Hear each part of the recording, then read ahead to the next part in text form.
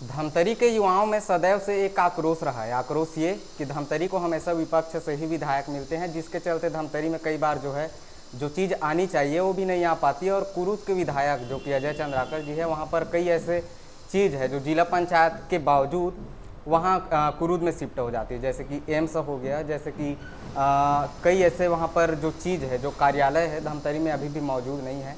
इन सभी चीज़ों को लेकर के आज हमारे बीच धमतरी के वर्तमान विधायक ओमकार साहू जी मौजूद है। सबसे पहले स्वागत है भैया आपका। जय जोहार। धमतरी में सड़क को लेकर के आप क्या कहना चाहेंगे, क्योंकि देवरी, दोनर और खरेंगा के जो लोग हैं काफ़ी समय से परेशान हैं, और जब आज हम लोग यहाँ आ रहे थे आपके गांव में भी, तो यह जो रोड है उसकी भी स्थिति थोड़ा दयनीय नज़र आ रही है। देखिए, सबसे पहले तो आपको बताना चाहूँगा कि जो कोलियारी दोनर मार्ग है ना, वो हमारी सरकार शासन में, कांग्रेस शासन थी, उसी समय उसकी स्वीकृति दी गई और टेंडर प्रक्रिया है, आप जाकर देख लीजिए, काम प्रगति पे है। तो उसके लिए तो सिर्फ और सिर्फ भूपेश बघेल जी के हम श्रेय देना चाहेंगे। और छत्तीसगढ़ में हमारी जो सरकार, भूपेश बघेल जी की सरकार 5 साल अच्छी तरह से काम किए। आप युवाओं के लिए चाहे, है ना, युवाओं के लिए भी काम किए, महिलाओं के लिए काम किए, किसानों के लिए काम किए, सभी वर्गों को साधने के लिए काम किए। धूल और प्रदूषण से कब निजात मिलने वाली है धमतरी को? देखिए, धमतरी जिला का गठन लगभग 26 साल हो चुकी है। अब ये 26 साल में धमतरी का दुर्भाग्य कहो या और अन्य चीज़ में जोड़ कर दो, धमतरी शहर और धमतरी जिला प्रदेश में राइस मिल के लिए प्रसिद्ध है। अब उसके बावजूद धमतरी का जो विकास, आप बोले कि कुरुद चले जाते हैं यहाँ का विकास, तो इसके लिए जिम्मेदार कौन है? इसको युवा को सोचना चाहिए कि यहाँ धमतरी शहर, धमतरी जिला का जो विकास कार्य है वो कुरुद शिफ्ट हो जा रही है। वो भी धमतरी जिला में है, फिर भी जिला मुख्यालय धमतरी है। तो उसके लिए जिम्मेदार कौन है, इसको आपको सोचना चाहिए और हमारे युवा साथी को सोचना चाहिए। रहे के बाद जनप्रतिनिधि का, आप जैसे बोले कि दुर्भाग्य है कि छत्तीसगढ़ में सरकार जिसकी रहती है उसके विधायक नहीं रहते। तो इसमें क्या है कि विधायक अपने हिसाब से प्रयास करता है। मुझे लगभग अभी 8 महीना हुआ है। 8 महीना में मैं लगभग जितना भी समस्या है धमतरी का, उसको मैं शीर्ष नेतृत्व के अलावा अभी जो सरकार चला रहे हैं विष्णुदेव साय जी की सरकार, उनके तमाम मंत्रियों के पास मैं पहुंचा चुका हूं यहाँ की समस्या। अब उसके ऊपर है कि वो धमतरी के ऊपर दया दृष्टि बनाए रखता है कि नहीं रखता है। क्या कुछ मलाल है इस बात की कि धमतरी में जो विकास होना चाहिए वो कुरुद में दिखाई पड़ रही है? तो देखिए, मैं इस पे ज़्यादा टिप्पणी नहीं करूँगा, क्योंकि वो भी धमतरी जिला के ही अंदर है, अन्य जिला में नहीं आता। जिला मुख्यालय की बात आती है, जैसे आप एम्स की बात की, एम्स के तो उस समय मैं एक आम कार्यकर्ता था, है ना। उसके बाद में जब मुझे टिकट दी गई, पूरे जनता के आशीर्वाद से मैं आज विधायक बना हूँ। और इस छोटा सा कार्यकर्ता को आज विधायक के रूप में देखकर जनता बहुत प्रसन्नित है। और रही के बाद आज जो धमतरी जिला का विकास के बारे में आप देखिए कि जब हमारी सरकार थी, भूपेश बघेल जी की सरकार थी, तो धमतरी जिला अस्पताल में ट्रामा सेंटर की मांग की गई। अच्छा, वो भी पूरा हो गया, ट्रामा सेंटर का काम चालू हो गया। बहुत सारी मांगे हैं, जैसे कि आपका पर्यावरण दृष्टि से भी हमारे पूर्व मुख्यमंत्री द्वारा धमतरी को बहुत सारे विशेष पैकेज की भी देने की घोषणा की, जो कि आज दुर्भाग्य है कि बीजेपी की सरकार आते ही वो सब कार्य निरस्त कर दिए गए। देवेंद्र यादव जी के बारे में क्या ख्याल है आपका? देखिए, युवा नेता है देवेंद्र यादव, युवाओं का प्रेरणा स्रोत है और आज वो सभी समाज के लिए राजनीति करते हैं। जो उनके साथ आज छल कपट के साथ षड्यंत्र पूर्वक उनको आज जेल में बंद किए हैं, ये बीजेपी सरकार की, विष्णुदेव साय की नाकामी है। उनको पहले जो अमर गुफा में घटना हुई है, हमारे सतनामी समाज के जो जैत खान है उसको तोड़ा गया, काटा गया, उसके आरोपी को पकड़ना चाहिए, ना कि देवेंद्र यादव को। क्या कुछ योगदान बता रहे हैं सीजी पुलिस देवेंद्र यादव जी का? देखिए, उनके पास कुछ नहीं है, इसलिए वो रिमांड पे रिमांड बढ़ाने जा रहे हैं। अगर उसके पास साक्ष्य होता, सबूत होता, तो आज वो देवेंद्र यादव का चार्जशीट कोर्ट में पेश करते हैं। उनके पास कुछ है ही नहीं दिखाने के लिए, क्योंकि वो दबाव में है पुलिस। जब से बीजेपी की सरकार आई है, आप देखिए छत्तीसगढ़ में अपराध की संख्या बढ़ चुकी है। चाहे वो धमतरी जिला हो या अन्य जिला हो। धमतरी में चाकूबाजी आए दिन होता है, छेड़छाड़ हमारी बहनों के साथ हो रही है, नशा, यहाँ सूखा नशा बहुत सारा है। कि जब से बीजेपी सरकार है, बेलगाम है सरकार, विष्णुदेव सरकार चलाने में नाकाम है। बात आपने बहनों के साथ छेड़ खाने की किए है, तो जो माफ कीजिएगा, पश्चिम बंगाल में जो हुआ है एक महिला ट्रेनी डॉक्टर के साथ जो हुआ है, उस पर क्या कहना चाहेंगे ओमकार साहू जी? देखिए, मैं तो सबसे पहले पूरे विश्व की बात करना चाहूँगा, ना कि भारत देश अन्य देश। भारत देश की बात आती है, अन्य राज्य है, मणिपुर जैसे घटना घटती है, हमारी बहनों के द्वारा, एक पार्टी के विशेष व्यक्ति द्वारा, मैं नाम नहीं लेना चाहूँगा, उसके द्वारा उसको प्रदर्शन करना, क्या इसके बारे में नहीं बोल सकते क्या, जो केंद्र में बैठे हुए सरकार? अब जब बांग्लादेश की बात आती है, बांग्लादेश में जो भी हो रहा है उसका हम निंदा करते हैं, कड़ी निंदा करते हैं हमारी पार्टी, और उसके लिए जो जिम्मेदार उसके ऊपर कड़ी कार्रवाई करे। हम तो चाहते हैं इस प्रकार से जो प्रदर्शन करते हैं और जो रोड में आकर अनावश्यक परेशान करते हैं आम जनों को, वो नहीं होना चाहिए, राजनीति नहीं होना चाहिए इस पे। भूपेश बघेल जी हमला का आरोप लगा रहे थे कुछ दिनों पहले, इस पर क्या कहना चाहेंगे ओमकार साहब जी? सबसे पहले तो मैं ये कहना चाहूँगा कि वो पूर्व मुख्यमंत्री जी हैं। छत्तीसगढ़ के इतिहास में उनका नाम दर्ज है, किसानों के हितैषी सरकार, मजदूरों की हितैषी सरकार और युवाओं के लिए जो सोचने वाला सरकार थी, भूपेश बघेल जी की सरकार थी। ऐसे इंसान ऊपर, क्योंकि वो पूर्व मुख्यमंत्री है, उनको प्रोटोकॉल रहता है, जब आप उनका प्रोटोकॉल जारी होता है तो पुलिस व्यवस्था जिनकी सरकार उनको व्यवस्थित करना चाहिए। अगर वो कहीं जैसे मैं आज विधायक हूँ, मेरा प्रोटोकॉल अगर अन्य जिला में होता है, अन्य जिला में कहीं जाता है, मेरा प्रोटोकॉल बनता है, या धमतरी के दूरस्थ एरिया में जाता हूँ तो प्रोटोकॉल बनता है। तो प्रोटोकॉल ऑलरेडी आपका पूरा गृह विभाग तक जाता है, गृह मंत्रालय तक। उसमें बहुत बड़ी चूक है। और मैं तो जितना जानता हूँ कि बजरंग दल के कुछ साथियों द्वारा हमारे पूर्व मुख्यमंत्री जी को अभद्र बयान किया गया, गाली गलौज किया गया। कुछ आरोपियों के नाम सामने आए हैं, सार्वजनिक हुए हैं। मेरे को उनका नाम पता नहीं है, फिर भी एक इसमें बीजेपी युवा मोर्चा के भी कुछ है और बजरंग दल के भी है, ऐसा जानकारी मिला न्यूज के माध्यम से। तो मैं इसका बहुत विरोध करता हूं कि इस प्रकार से हमारे पूर्व मुख्य सम्मान करना चाहिए, युवाओं को सम्मान करना चाहिए, जो इसमें लिप्त है उसके ऊपर कठोर कार्रवाई करना चाहिए।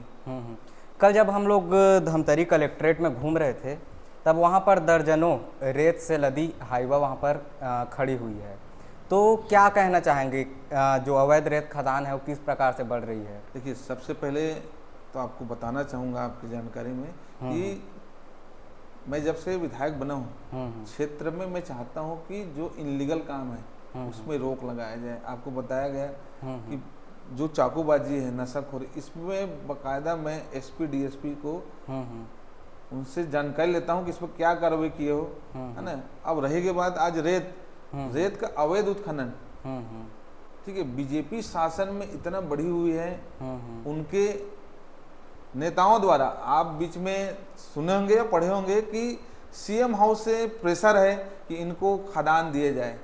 इस प्रकार से न्यूज़पेपर में पब्लिश हुआ था, प्रकाशित की गई थी। इसमें आप देखिए कि जब से बीजेपी की सरकार आई है, हवा बनाए रखे हैं ये लोग, धमतरी को एक कमाऊ का जरिया बनाए रखा है। लेकिन धमतरी का दुर्भाग्य है कि यहाँ से रेत आप देखिए महाराष्ट्र जा रही है, गुजरात जा रही है, उनका रॉयल्टी चोरी हो रहा है और धमतरी को कुछ नहीं मिल रहा है। बतौर विधायक आपके क्या योगदान है रेत? देखिए, मैं तो सबसे पहले, मेरे ये आमदी से मार्ग होते हुए वो जाते हैं गाड़ी, मैं सबसे पहले आपका महाराष्ट्र में जो जाती है पासिंग गाड़ी, सबको रुकवाया था मैं। तो रुकवाने के बाद उसमें कार्रवाई की गई। आज जो कार्रवाई कर रहे हैं, कहीं न कहीं मेरा योगदान है, नहीं तो ये लोग तो जानते हो आप, जब से बीजेपी की सरकार आई है तब से ये लोग धड़ल्ले से जितने भी अवैध काम हैं, चाहे अवैध दारू बेचाना, रेत का उत्खनन अवैध करना, जितने भी अवैध काम हैं, जब वो सब काम ये बीजेपी शासन में हो रही है। विधानसभा में आप एक नए नवेले हैं वर्तमान में, अगर देखा जाए तो विपक्ष में भी हैं आप इस दौरान, तो क्या कुछ चुनौतियां हैं विधानसभा में आपके लिए? देखिए, सबसे पहले तो विधानसभा की जब बात आती है तो जो प्रक्रिया है उसको समझने में थोड़ा समय लगता है। अब उसके लिए हम लोग जो नया सदस्य हैं, लगभग 55 नया सदस्य हैं, हम लोग चुन कर गए हैं। तो अभी हम लोग जो हमारे वरिष्ठ सदस्य हैं, विधायक हैं, उनसे हम लोग, चाहे वो कोई भी दल से हो, कांग्रेस का हो या बीजेपी का हो, हम लोग सीखने का प्रयास कर रहे हैं। बहुत सारे ये चुनौतियाँ आती हैं, क्षेत्र की मांग को वहाँ विधानसभा के पटल पर रखना और उसको स्वीकार करना नहीं करना, वो तो हमारे सचिव जी अध्यक्ष के ऊपर रहते हैं। तो ये बहुत सारी चीज़ है जो आगे हम लोग अभी लगभग 8 महीने हुए, और अभी शीतकालीन सत्र में हम लोग लगभग और तैयारी करके जाएंगे। अपने क्षेत्र की जितने भी मांग है, ज्वलन मुद्दा है, उसको हम लोग सदन में उठाएंगे। धमतरी में नक्सलवादी की जो समस्या उभर करके सामने आ रही है, और पिछले हफ्ते ही 3 जो माओवादी है उन्होंने धमतरी एसपी के समक्ष सरेंडर भी किए हैं, इस पर क्या कहना चाहेंगे? देखिए, धमतरी जिले में 3 विधानसभा है, धमतरी विधानसभा, कुरुद विधानसभा और सिहावा विधानसभा। तो मेरे विधानसभा का ये प्रश्न नहीं है, फिर भी क्या है कि लगा हुआ है सिहावा विधानसभा, और जो मूवमेंट नक्सली गतिविधियां जो दिखाई दे रहे हैं, है ना, उसके लिए हम लोग शुरू जो हमारी सरकार थी, भूपेश बघेल जी की सरकार थी, उसमें बहुत सारा नक्सली में अंकुश लगाया गया था। उसी का परिणाम है कि आज नक्सली आत्मसमर्पण कर रहे हैं और अपना वो छोड़ रहे हैं नक्सली ऐसे। क्योंकि विधायक जी, इनसे पहले धमतरी जिला में कभी भी नक्सल मूवमेंट उतना दिखाई नहीं पड़ता था, या फिर नक्सलियों पर जो एक्शन है सेना के जवानों के द्वारा इस प्रकार से नहीं देखी गई थी। मैं आपको बता दे रहा हूँ कि पूर्व में जो सरकार हमारी भूपेश बघेल जी की सरकार है, उनकी जो योजना थी नक्सलियों को आत्मसमर्पण कराने के लिए, उनसे लाभान्वित जितने भी नक्सली हैं वो आत्मसमर्पण करने के। आप देखिए कि आप दंतेवाड़ा है, बीजापुर है, उस क्षेत्र में आज बहुत जगह कैंप खुल गई है, पुलिस बल की कैंप खुल गई है। तो उससे वो लोग क्या है कि उस क्षेत्र को छोड़कर वो धीरे धीरे इस ओर बढ़े, जो कि संभव नहीं है कि धमतरी में नक्सल पनप सके। आप जो हैं साहू समाज के एक जाने माने हस्ती भी है, और जिला साहू समाज में भी आपका काफ़ी योगदान रहता है। कुछ दिन पहले धर्मांतरण का जो मुद्दा है वो उठी हुई थी, तो धर्मांतरण के विषय में क्या कहना चाहेंगे विधायक जी? देखिए, ये एक समाज की बात नहीं है, ये हर समाज में आज धर्म परिवर्तन की बात आ रही है। रह गई बस साहू समाज में, हम लोग बीच बीच में सभी हमारे सामाजिक बंधुओं से जाकर परिक्षेत्र और ग्रामीण को हम लोग अवगत कराते हैं कि धर्मांतरण ना करें और अपनी जो धर्म है, सनातन धर्म, उस पर बना रहे, और हमारी साहू समाज, हमारे इष्ट देवी भक्त कर्मा माता की पूजा अर्चना करें। इस प्रकार से हमारी साहू समाज के जो अध्यक्ष हैं, जितने पदाधिकारी, उनके माध्यम से ये सब चीज़ एक प्रकार से वर्कशॉप लगाकर उन लोगों को प्रचार प्रसार की जाती है। क्या कारण हो सकता है धर्मांतरण का? क्या सामाजिक दबाव बढ़ रहा है? देखिए, धर्मांतरण को जितना मैं जानता हूँ उतना ही है कि प्रलोभन होता है, सबसे ज़्यादा प्रलोभित किए जाते हैं कि आपको ये देंगे, या आप बीमार हो तो आपका अगर धर्म इसमें आओगे तो आपका बीमारी ठीक हो जाएगा, आपको आर्थिक मदद की जाएगी, आपकी नौकरी। इस प्रकार से मैं सुना हूँ, मेरे पास उतना तो जानकारी नहीं है, और वो सब अपने अपने ऊपर है, किसी को दबाव भी नहीं किया जाता है कि आप धर्म परिवर्तन करें। धमतरी के युवाओं में लगभग 2-3 साल से ज़्यादा यह जो आक्रोश है पनप रही है कि जो गंगरेल बांध है उसका गेट जो है आम पर्यटकों के लिए खोला जाए, लेकिन वर्तमान स्थिति अगर, क्योंकि मैं कल भी गया था गंगरेल बांध, वहाँ पर ताला जड़ा हुआ है, तो इस पर क्या कहना चाहेंगे विधायक जी? सबसे पहले तो आपको बताना चाहूँगा कि जब मेरा धमतरी विधायक बनने के बाद सबसे पहले लेटर अगर गया होगा तो गंगरेल बांध के लिए गए हैं। गंगरेल बांध का जो गेट आप बोल रहे हैं उसको खुलाने के लिए वो खुल भी गया था। उसमें हम लोग सोचे थे कि ई रिक्शा के माध्यम से पर्यटकों को वहाँ की जो सौंदर्य है, प्राकृतिक सौंदर्य, उसके लिए देखने के लिए उन लोगों को व्यवस्था की जाए। उसके बाद मैं कलेक्टर महोदया से भी बात किया तो वो भी राजी थे। अब कुछ कारण से शायद मेंटेन का कुछ काम बाकी रहा होगा, मैं एक बार उनसे जानकारी लेकर आपको अवगत कराऊंगा। आप ही के विधानसभा से जो डुबान प्रभावित लोग हैं जी, अभी तक स्ट्रगल कर रहे हैं।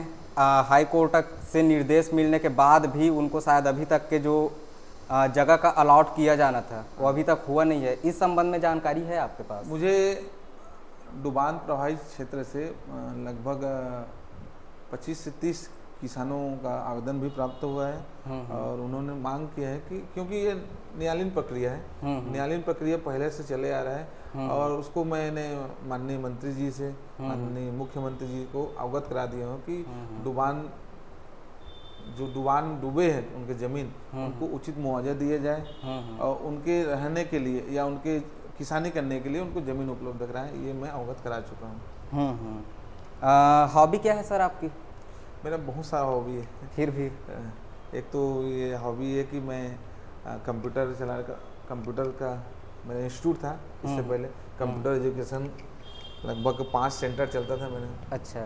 और फोटोग्राफी मेरा मेन हॉबी था। क्रिकेट खेलते थे आप? क्रिकेट, हाँ, खेलने में क्रिकेट भी अच्छा लगता है, वॉलीबॉल भी अच्छा लगता है। कौन से क्रिकेटर पसंद है आपको? अब बहुत दिन हो गया अब ये सब चीज़ तो, फिर भी पहले सचिन तेंदुलकर है ना, वीरेंद्र सहवाग।